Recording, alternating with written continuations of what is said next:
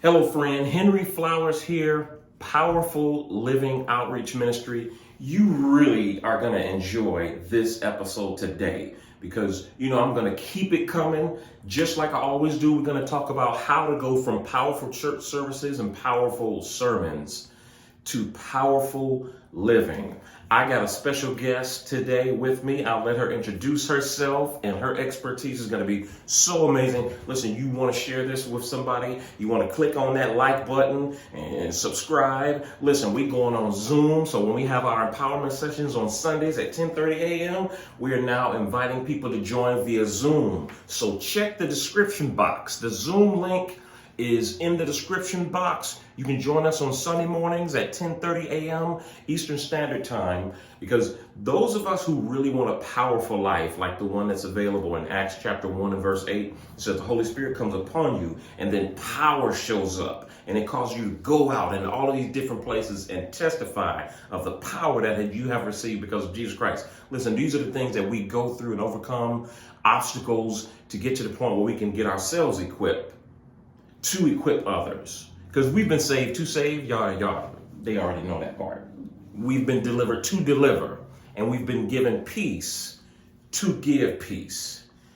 And in that regard, my guest today is Katie, and I'll let you introduce yourself. Katie, jump in there. All right, my name is Katie Harper. I am the Executive Director for the National Alliance of Southwest of... That's a mouthful.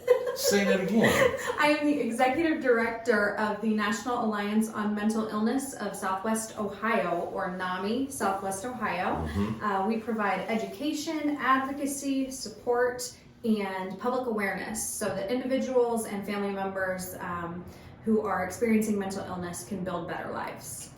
Now, Katie, when I first met you, I was hosting an event that you put together, and this is a really cool event because there were recording artists who were performing, mm-hmm.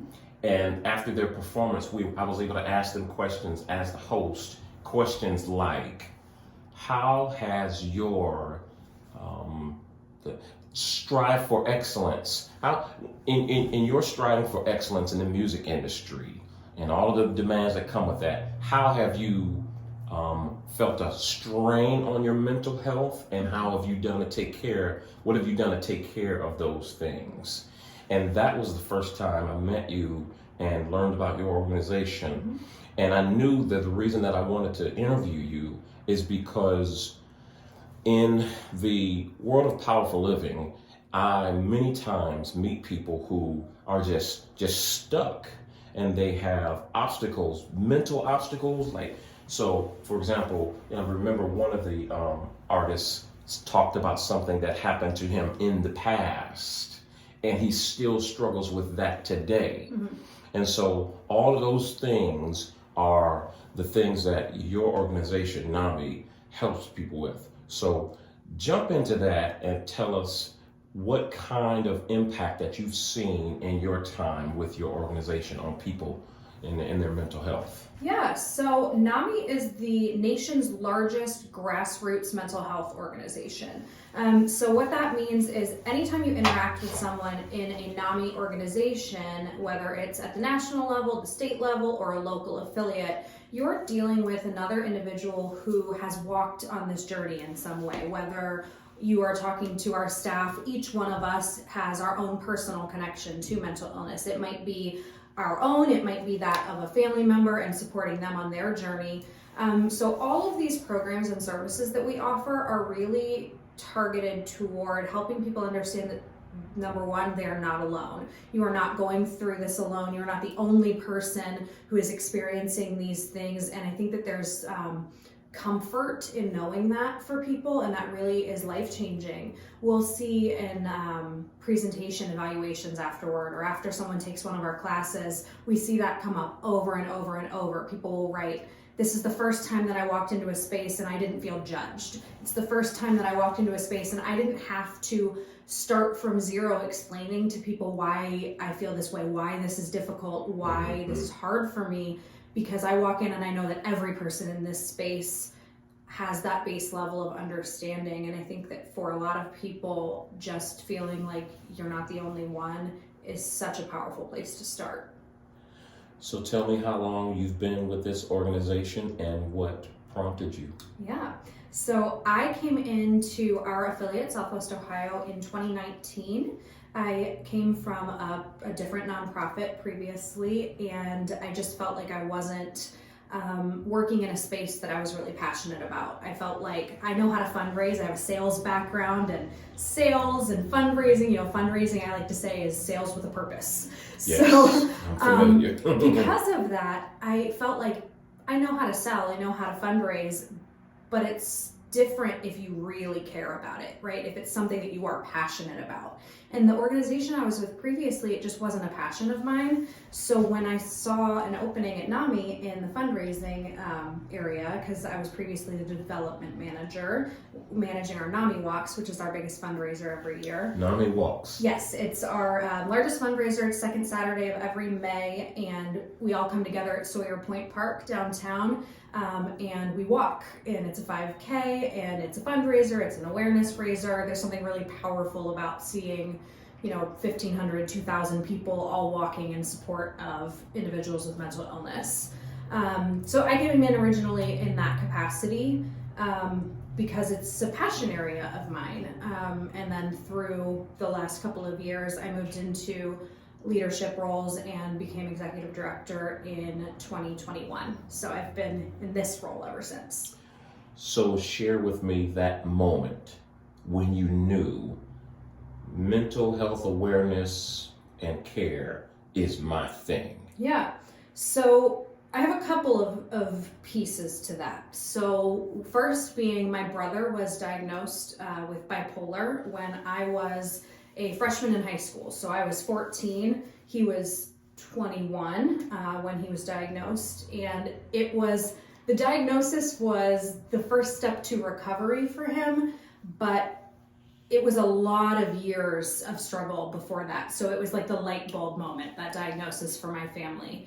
I was so young that a lot of my feelings about it are more hindsight for my brother. And I can look back and see our childhood and that diagnosis period and see all of these things with that looking back lens.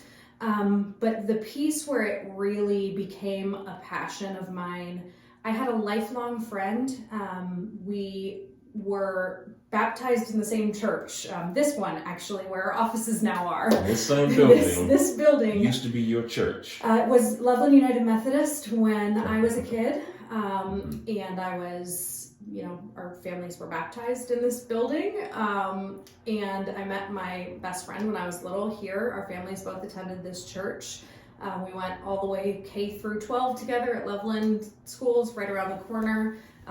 We were both musicians and we were incredibly close our whole lives. My mom was his piano teacher, and she taught out of our home. So we had just like a lot of time together through church and through school, and then we ended up working together as young adults. And in 2011, he died by suicide. And it rocked my world in a way that is hard to put words to. And, at the time I mentioned I was a musician. I was pursuing musical theater as a career. I went to college for musical theater and, I wanted to pursue a Broadway career. I ultimately did move to New York and make a go of it. Wow. And it just, I was going through the motions and I was doing it. It was what I had always wanted, and it left me feeling empty. And, I'm here, I'm doing it, and I don't care, and I don't want to do it. And so I kind of looked at my life and said, what am I here doing this for? Why am I doing this? If this isn't it, what is? Because this is all I've ever known and all I've ever wanted. And I moved back to Cincinnati and started trying to figure it out. And I worked through sales and then translated that to fundraising. And then I landed here at NAMI. And it has been just the greatest thing I could have ever done because I found the purpose. And the purpose for me is to spread awareness and suicide prevention. Suicide prevention is huge. Yeah. Many people who, because I appreciate what you said about being raised in the church. Now, I've been a believer for 30 years, and I've planted different churches and been a part of ministry in different areas.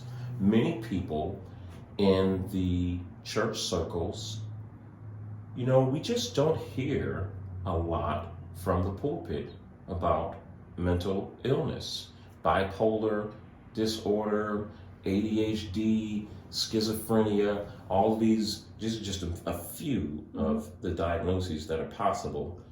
We just don't hear much about that from the pulpit. What are your thoughts on that? I think that stigma is a long-standing issue. The stigma surrounding mental illness is heavy. And I think in the last couple of years, there's been a movement throughout COVID. So many more people experienced depression and anxiety in a real chronic way due to the isolation. And so we've made some strides with stigma in the last couple of years, but particularly in faith communities, that has been really prevalent. Like you said, I did grow up in the church. My parents are musicians. They were both church musicians. So I would go one service to the next because they played different services. You were in church all day. I was in church all Sunday, okay? I grew up in Methodist, which is not, a particularly fire and brimstone kind of service.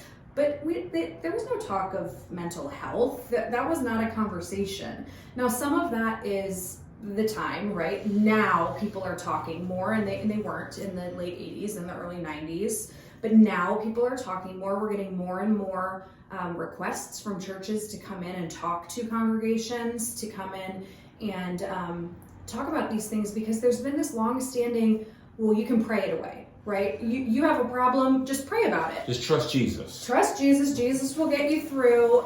And while there is certainly, for some people, power in prayer, I don't want to discount that in any way, there's also room for saying, hey, I have a medical problem here. My mental health and my physical health, they're integrated. And so if you would go to the doctor, if you were having heart troubles, if you would go to the doctor, if you had diabetes, why not go to the doctor if you have mental illness? It's an illness, and sometimes you need medication, and sometimes you need therapy, and there are all sorts of different tools.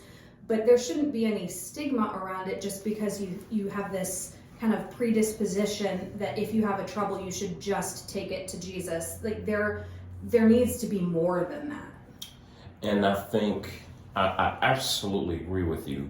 And I think more and more people need to be made aware that it's okay that you take it to Jesus and do something else. Mm-hmm. Right? There's many times, and I talk about this a lot when I work with people through things. There's many times where we forget that, or maybe people don't actually realize this, that two things can be true at once. Mm-hmm. And that's a real distinction that I think the more people grab a hold of, the more their minds will be open to possibilities. Yeah, it doesn't have to be yes, but it can be yes and. And that's a beautiful thing.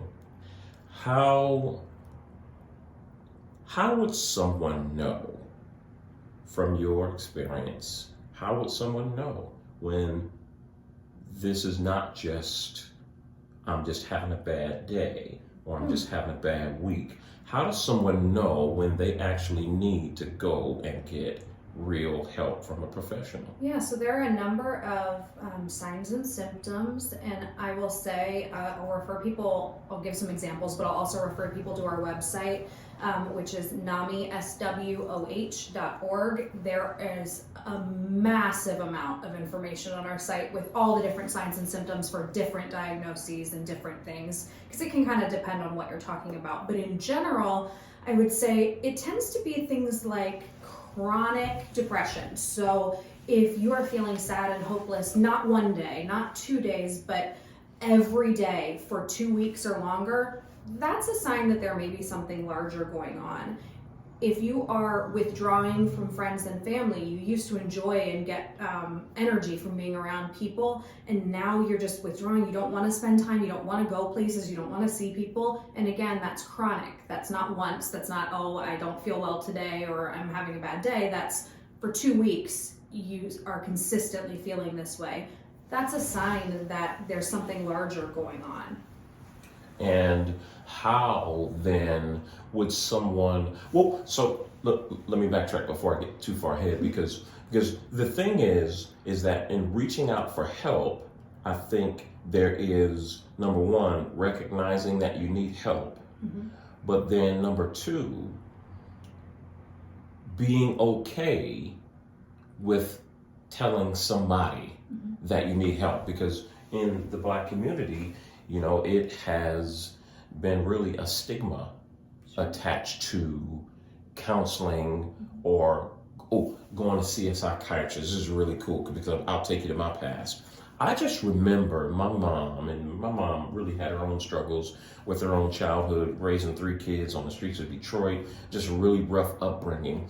And I just remember many times I was probably between the ages of 6 and 8, somewhere in there, where my mom, for whatever reason, and I'm sure I was doing crazy stuff, but you know what I realize now is just, I was really just being a boy, right? I was a boy and I had 2 sisters, and there wasn't no other guys around, so my dad wasn't around.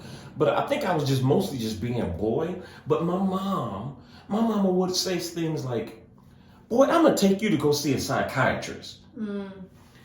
With that negative connotation. Oh my, Katie, when I tell you, every time she said that, my heart sank.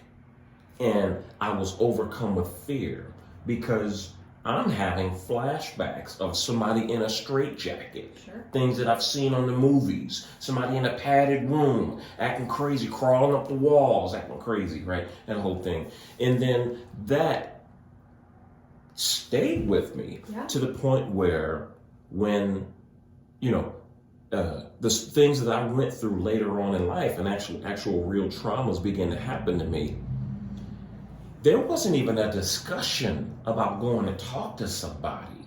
And you talk about this feeling of alone, like there are things that I've kept even as an adult from happening in my childhood. There wasn't anything to talk about because this whole, if you went for counseling or you went to see a psychiatrist, there was something wrong. And my mom brought this angry way of saying it, so it sounded horrible. And how do you deal with somebody who has experienced similar situations? Well, so I guess I would start by saying part of our mission and the work that NAMI is so committed to is that stigma reduction through public awareness, because like what you were just saying, people have this vision of mental illness being like the boogeyman.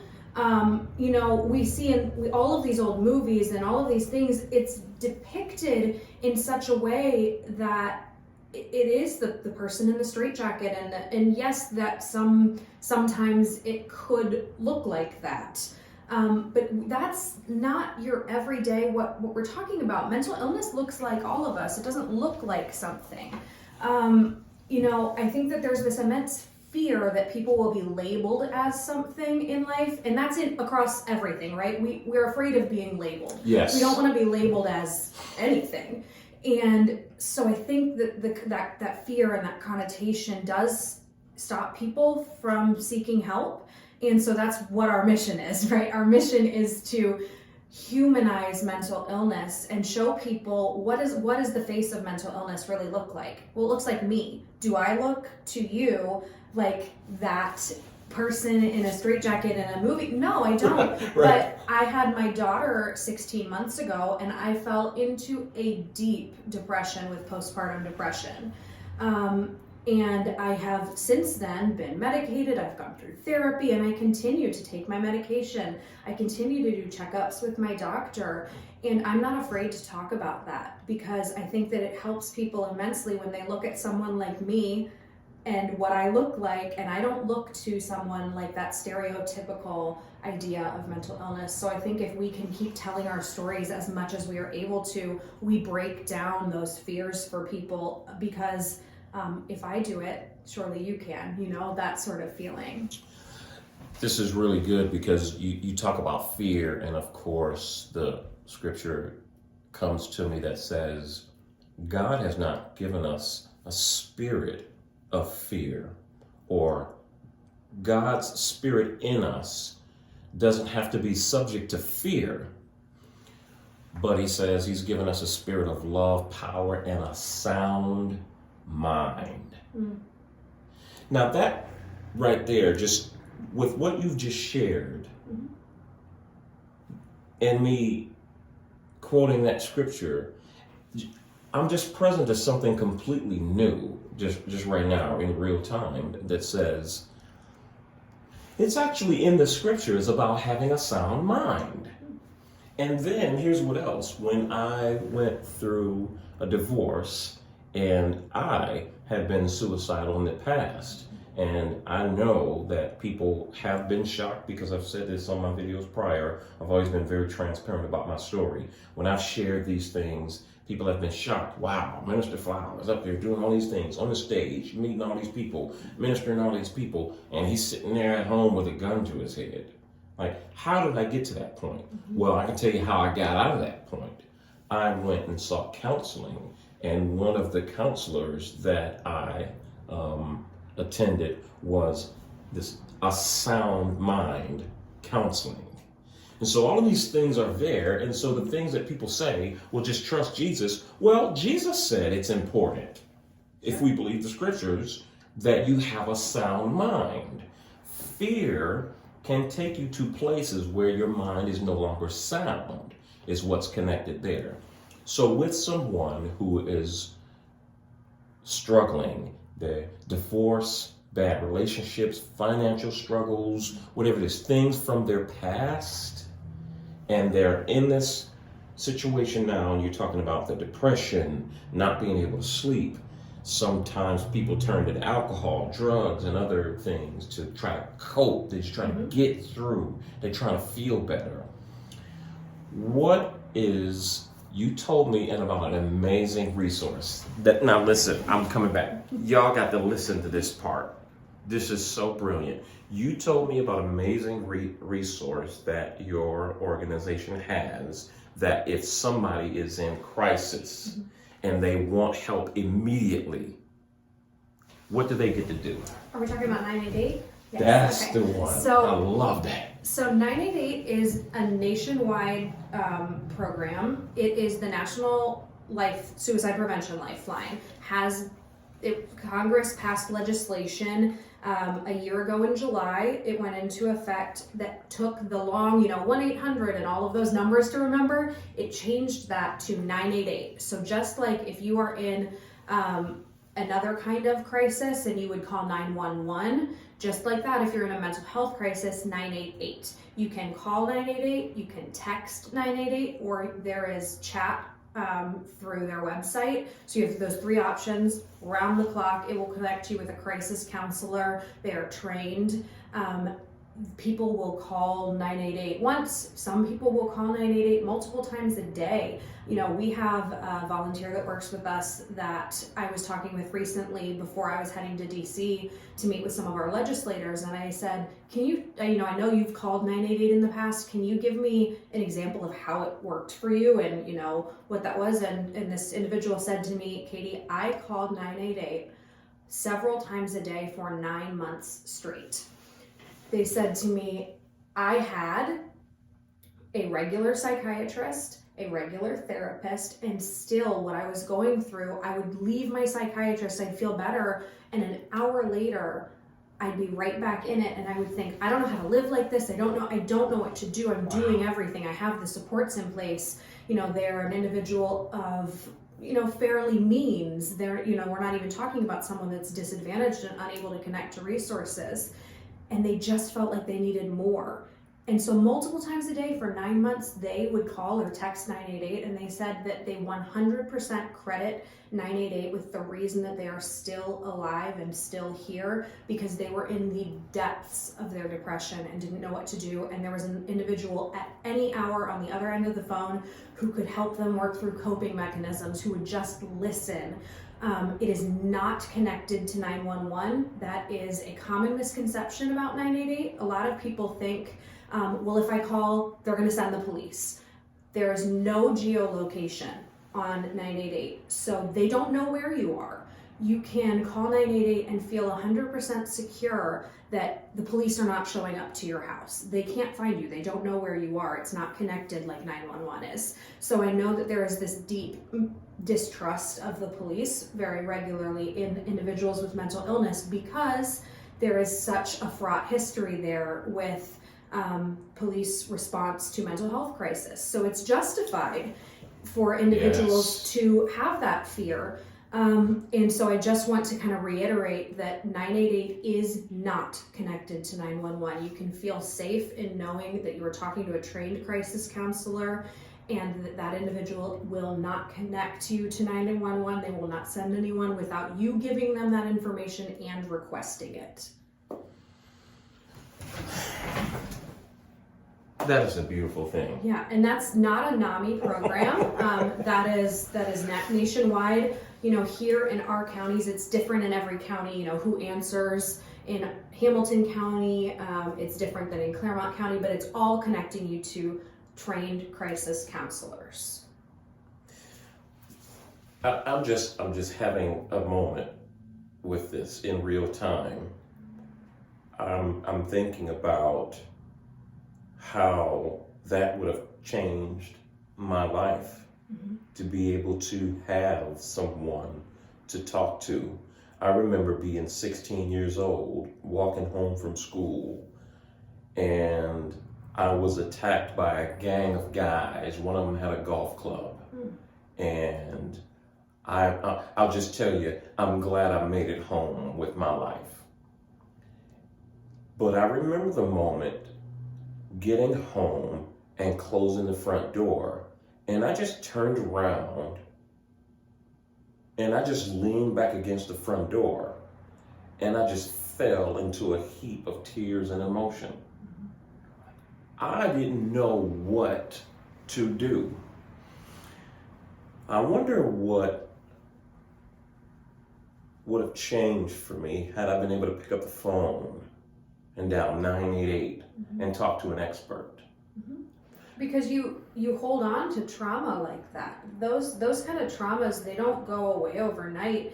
And we experience, as humans, the human condition, we experience traumas over and over and over and over throughout our lives. And they're on different levels, right? You know, what your trauma is different than my trauma, and we may experience them differently, and they may be at different levels. But we all experience these traumas throughout our lives, and they stick with you. And the thing is, you get to adulthood, and it's not like, okay, well, I'm 18 and everything that happened in my entire childhood is just gone because I'm an adult and I can do what I want. It doesn't work like that. And then, you know, just living today is traumatic sometimes. No doubt. You know, we have inflation and the finances of just trying to exist. Yes. Smartphones. Smartphones. And smartphones. Where the bullies get, and especially for some of our young people. I was just going to say, I can't even imagine being a kid today. And I'm a parent, I have 4 kids at home, and whoo! We used to be able to shut our front door and the outside world was gone. Yeah. But now, because of the advent of social media, they can be getting at your child, bullying and terrorizing, mental destruction 24/7. And as parents, that's its own trauma, right? Because when you watch your child going through something, your job is to protect your child. First and foremost, your job as a parent is to care for and protect your child. And so it can feel helpless and it can leave you in a place, not to mention the trauma and the mental health concerns for your child, but for you as a parent to watch and try to support your children through these things, and you feel helpless because you can only control what you can control and you can't control the outside world. And so we all need help sometimes. You know, I say frequently, I feel like I'm the Oprah of therapy. I'm over here like, you get therapy, you get therapy, you get therapy, because I just think everyone needs it. You know, if 1 in 5 individuals experiences mental illness in a given year, what about the other 4? Do you know 4 people? Are there 4 people in your house or your job or your if 1 in 5 is experiencing it, 5 in 5 are affected by it. Mental illness affects everyone. So I love what you just did there. So it's not just the person who's struggling, it's the people who are around that person who's struggling, who could be experiencing that person in a different way. It's because all of about the ripple effect. So the ripple effect, here it is. So check it out, because you talk about a parent wanting to protect their child. Listen, after I got home and I leaned up against that door, my aunt had adopted me at that point. I was probably about 16. I was living with my aunt. She was a physical therapist, and she would get home in the evenings, probably about 6 or 7. This is just occurring to me right now. When my aunt got home that evening, dinner was ready. We sat down and had dinner like normal. We went to bed like normal. Maybe watched a television show. The evening proceeded as normal after this trauma had just occurred to me. I was 16 years old. Guess what did not happen? I did not tell my aunt.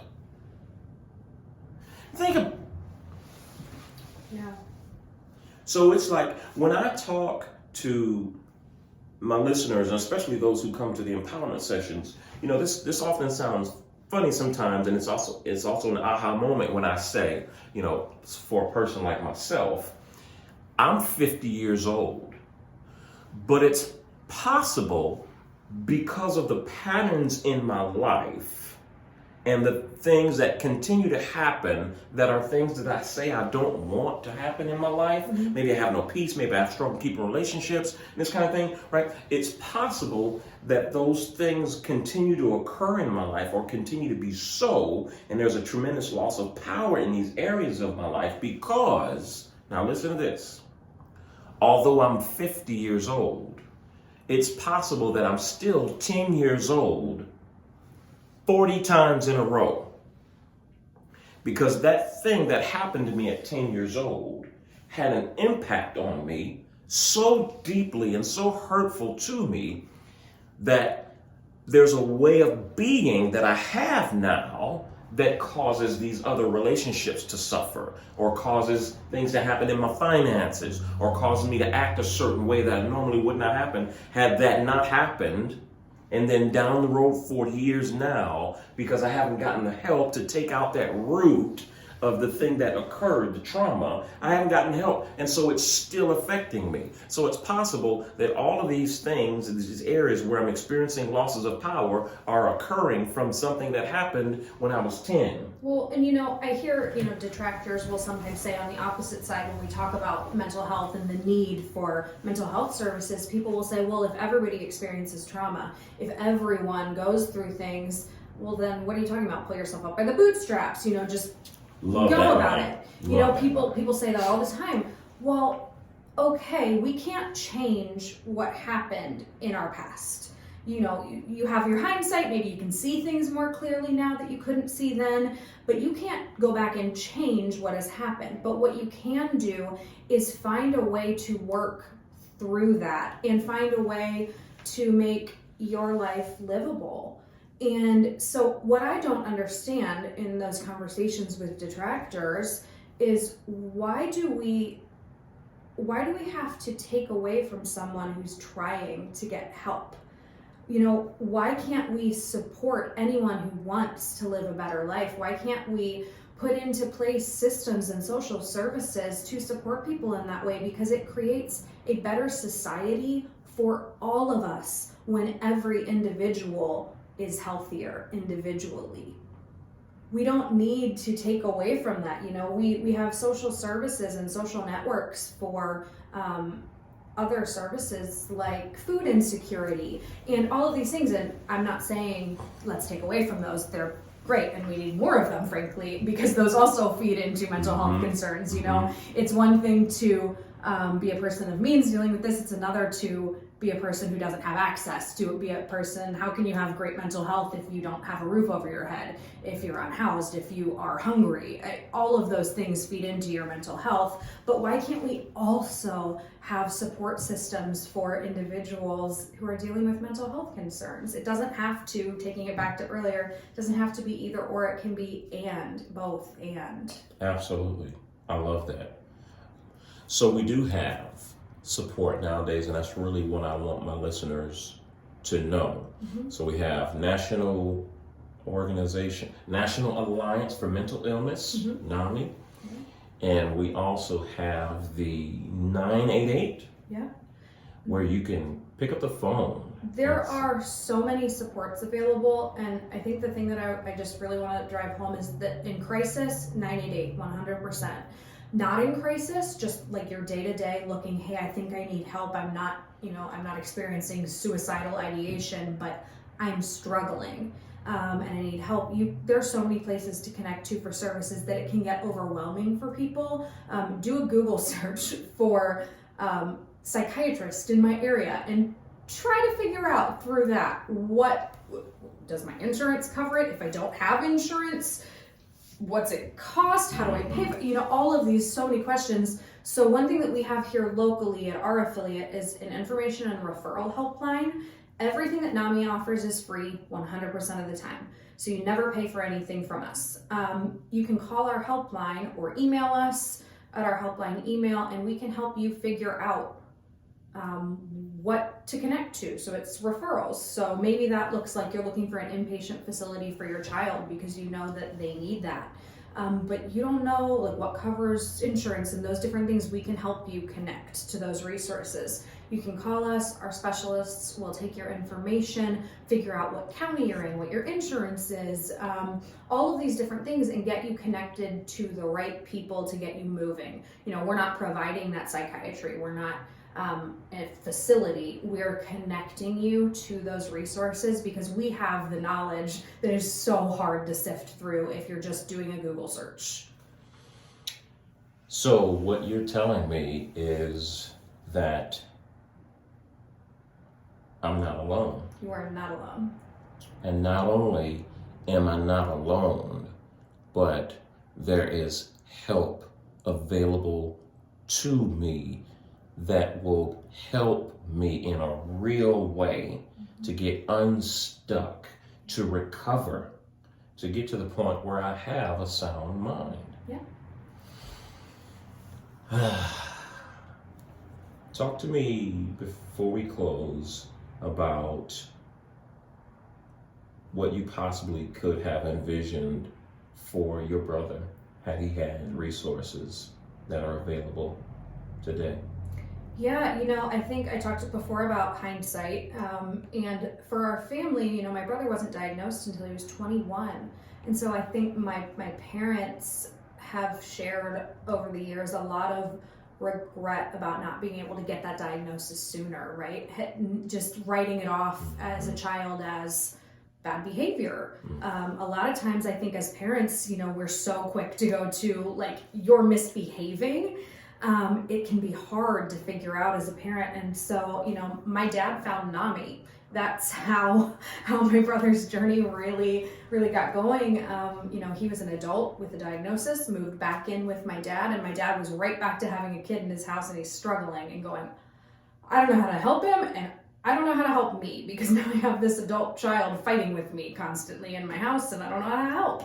He found NAMI, our affiliate actually. We used to be NAMI Hamilton County. We've merged with other counties since to become Southwest Ohio. But he found NAMI Hamilton County. They said, hey, we have this class called Family to Family. Why don't you come take it? And my dad, at his wit's end, said, okay. And it's a 9-week class. He went, he learned about mental illness, about how it actually physiologically exists in your brain. He learned about different diagnoses. He learned about treatments, and he learned how to communicate with a loved one living with mental illness, how to empathize, how to protect yourself, and how to best advocate for them. My dad has now been a trained family-to-family facilitator for 20 years. I do this work, but I also have my dad as a volunteer now for over 20 years teaching this program, because people just don't know where to start or how to engage. And so I think for our family, looking back, had my dad had all of this knowledge and all these resources at his hands when my brother was growing up, it would have been such a different experience. They would have been able to get him into interventions sooner. It's not always just because you have access to resources, it's not a light bulb, it's not a switch, right? You don't get to say, well, now I'm taking medication and I see a therapist and so everything is great forevermore. Mm-hmm. Sometimes it's a journey. It's not a destination, is what we say. Recovery is a journey, not a destination. So, medications need to be adjusted, and it takes an average of 7 professionals before you find the right fit, unfortunately, is the national average. And so you don't get to just say, okay, well, I'm going to go see this therapist and everything's going to work great. It is work. And so I think had we had more access to more information, my brother could have been in a stable place sooner. And, that's all you want for your loved one, is you just want them happy and healthy. That's what most of us say we want, especially as believers. We say we want to have peace and have a powerful life. And it's actually what Jesus promised us, because Jesus said, that there's a thief. John chapter 10, he says he's coming to kill, steal, and destroy you. He ain't playing. He ain't playing around. He coming to steal, kill, and destroy. He says, but I've come that you have life more abundantly. A life of an extreme, the literal translation of that says a rich and satisfying life. That's what most people want. And there's these obstacles that stand in our way. Maybe they're from the past, maybe they're from the current things that are going on that stop you from the life that you say you want and the life that's available to you.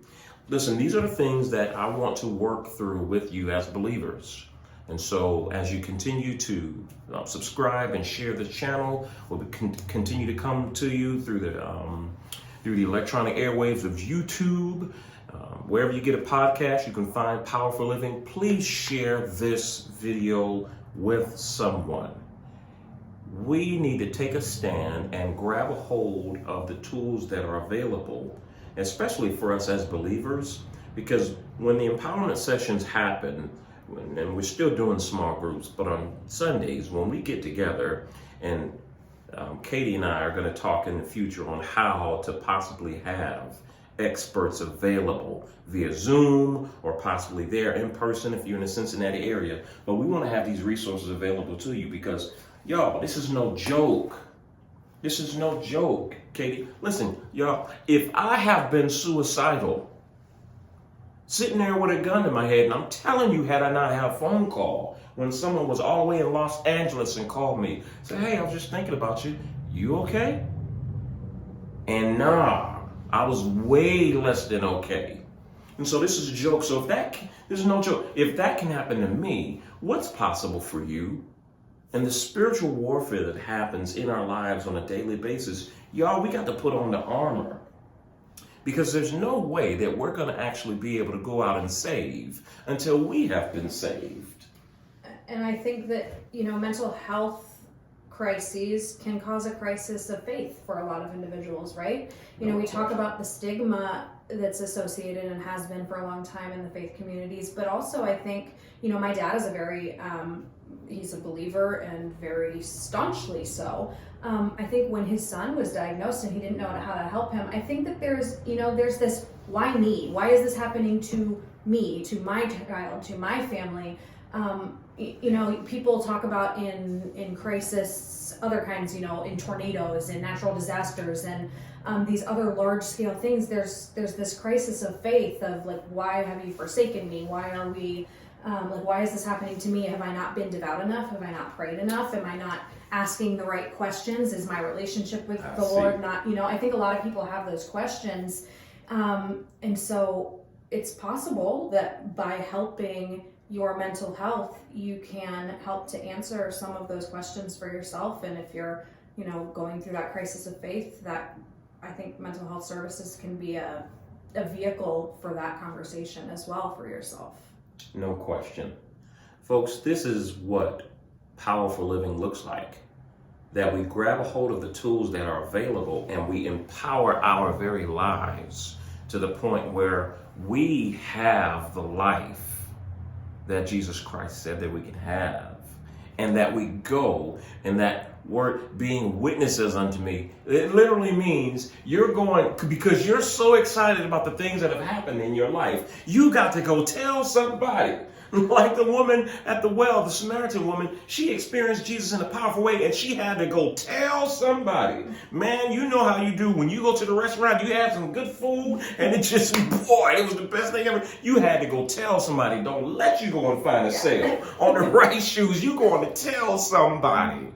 And so once we grab a hold of these tools, and I want to help you do it through Powerful Living, and Katie here with NAMI, there's another tool available to help you do it.